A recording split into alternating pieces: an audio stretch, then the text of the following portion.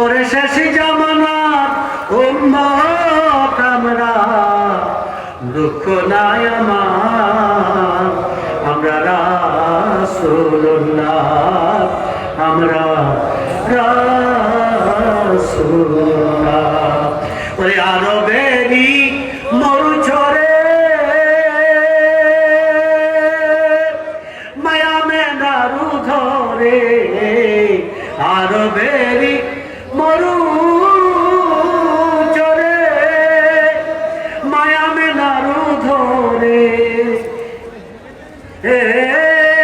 ইয়া রাসূলুল্লাহ,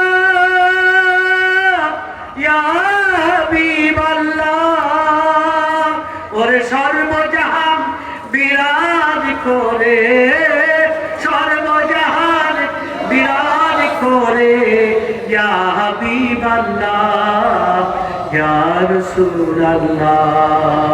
ওরে শেষ জামানার উম্মত আমরা, ওরে শেষ জামানার উম্মত আমরা, দুঃখ নাই আমরা, আমরা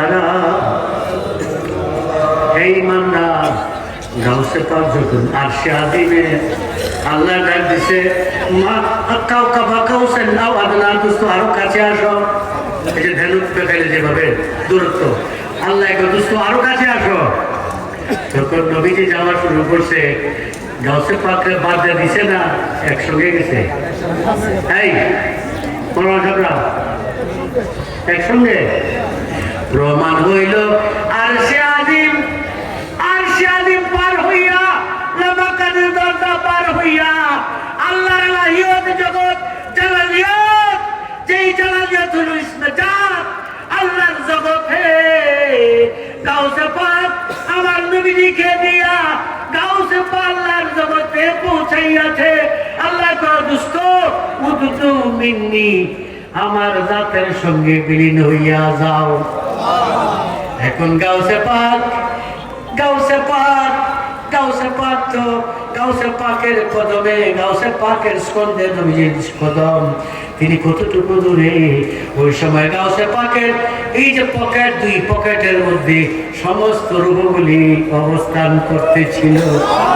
এই রূহগুলি দিদারে, নবীজির দিদারে, আল্লাহর দিদারে সম্মান তকদির পেয়েছে। পাওয়ার পরে লাকাদ কাররামনা বানি আদম, আশরাফুল মাখলুকাতের মুরাকাবা মুশাহাদা না করে যদি ইমাম তুমি আমি না রাখতে পারলাম, আল্লাহ কয় তুমি আমার এমন কাছে, মুহূর্তের ভিতরে তুমি তুমি আমার এত এত কাছে পৌঁছে যাবে।